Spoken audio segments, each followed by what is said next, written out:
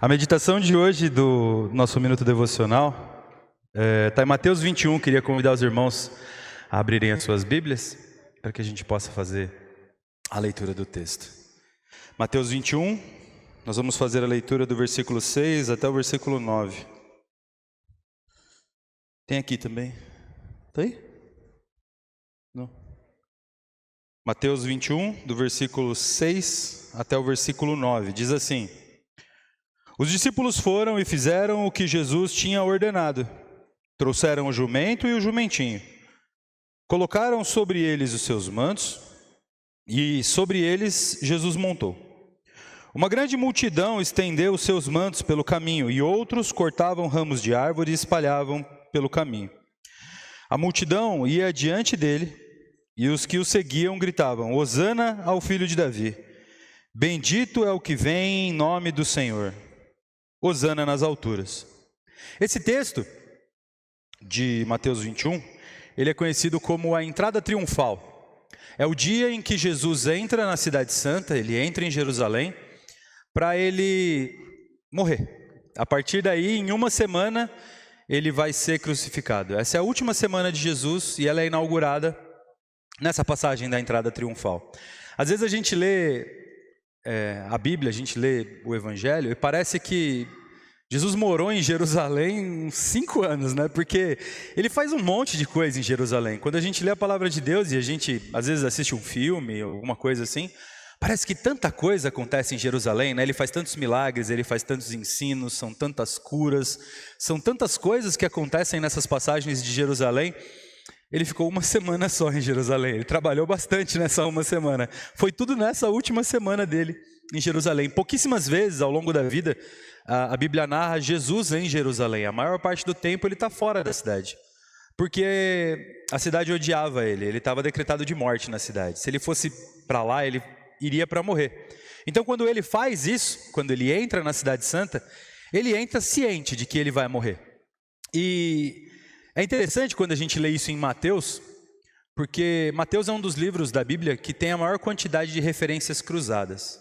É um dos textos da Bíblia que tem a maior quantidade de textos nele que está em outro lugar. Esse texto, por exemplo, que a gente acabou de ler, você vai encontrar ele em Salmo 24. Se você ler o Salmo 24, você vai encontrar a profecia desse momento. O texto de Mateus inteiro, absolutamente todo o texto de Mateus, ele existe para cumprir profecias. Mateus escreveu o evangelho dele para mostrar para todo e qualquer judeu que Jesus era Deus. E aí, toda vez que você vê um texto em Mateus, provavelmente ele está cumprindo alguma profecia do Antigo Testamento. Esse texto que a gente acabou de ler vai cumprir a profecia do Salmo 24. Salmo 23 é aquele que todo mundo conhece: o Senhor é meu pastor e nada me faltará. O próximo, leia ele em casa depois. Eu vou ler só um trechinho dele, só um pedacinho dele, que você vai ver como é parecido com isso que a gente acabou de ler. Se você prestar atenção aí, olha o seu texto que está na sua mão, está dizendo o seguinte: Bendito é o que vem em nome do Senhor, Hosana ao filho de Davi, Hosana nas alturas. Vamos ao Salmo 24.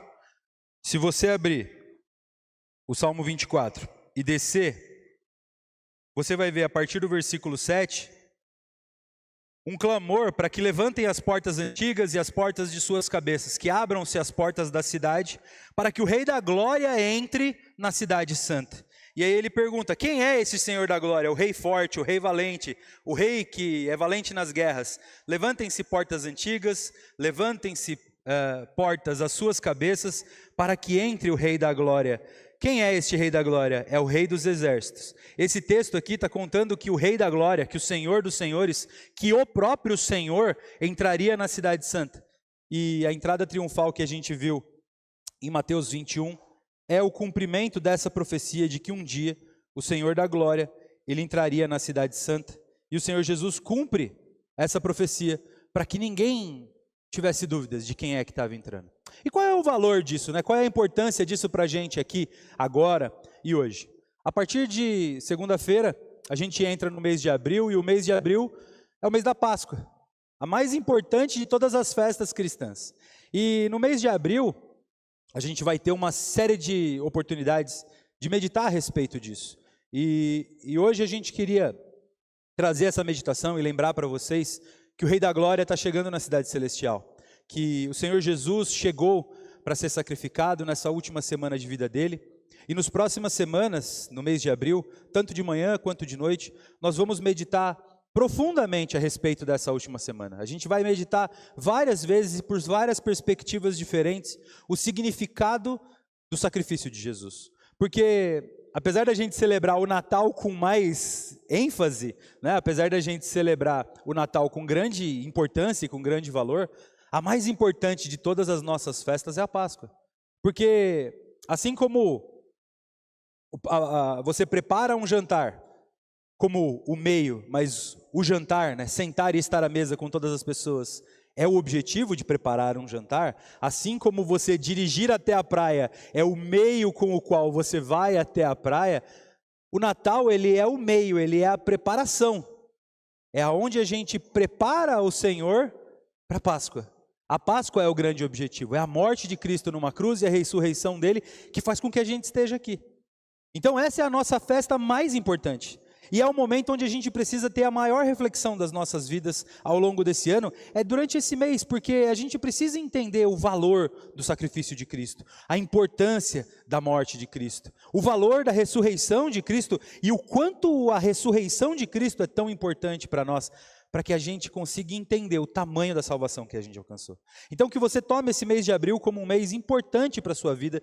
Eu quero desafiar você a estar aqui de manhã, em todas as reflexões, em todos os encontros que a gente vai ter, que você esteja aqui nos domingos à noite. A gente vai ter programação o mês inteiro, a gente vai ter no dia 13, no dia 27, se tudo der certo, no dia 20, em todos os domingos a gente quer ter programações específicas para tratar da Páscoa, para explicar e para mostrar para cada um o quanto é importante esse momento. Não perca essa oportunidade, participe de tudo que a gente vai ter aqui na igreja ao longo do mês de abril, para que seja um mês positivo para você, para que você possa ter a real compreensão, o real entendimento do tamanho do sacrifício de Jesus na cruz. E a entrada triunfal dele é o marco inicial desse grande sacrifício. Você possa meditar nesse texto de Mateus 21, no texto de Salmo 24 e compreender que o Senhor Jesus estava cumprindo cada uma dessas profecias e que ele estava provando para os judeus, provando para mim e para você, que ele era o Rei da Glória, que ele era o Rei dos Reis, o Senhor dos Senhores, e que ele entrou ali de um jeito que só ele pode entrar. O Salmo 24 vai dizer, quem é que pode estar diante do Senhor, né? Quem é que tem as mãos limpas para estar diante dele? Quem é que não recorre a falsos ídolos? Quem é que não tem ídolos no seu coração? E a resposta é só o Senhor Jesus. Ele é o único que podia fazer isso. Então que o mês de abril a gente possa responder essa pergunta que o Salmo 24 faz logo no comecinho dele. Quem é que pode estar diante do Senhor? No mês de abril eu espero que você consiga perceber e entender que o único que é capaz de estar diante do Senhor é o próprio Senhor Jesus. E por isso ele nos leva até o Senhor. Aproveite esse mês de abril para ser um mês de evangelismo na sua vida. O mês de abril é um mês onde o mundo não tem outra opção, ele precisa olhar para a gente, porque a gente celebra a Páscoa. E a Páscoa é a nossa festa. Aproveite esse mês para evangelizar. Traga gente para cá. No dia 13 a gente vai ter cantata das crianças. No dia 27 a gente vai ter a cantata da igreja. Aproveite essas cerimônias, né, essas festas.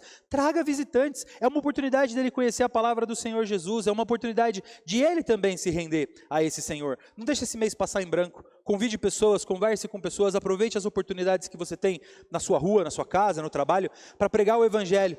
E se de alguma forma você tiver essa dificuldade, traga eles para cá. Aproveite essa oportunidade e nós vamos pregar o evangelho para eles também. Amém?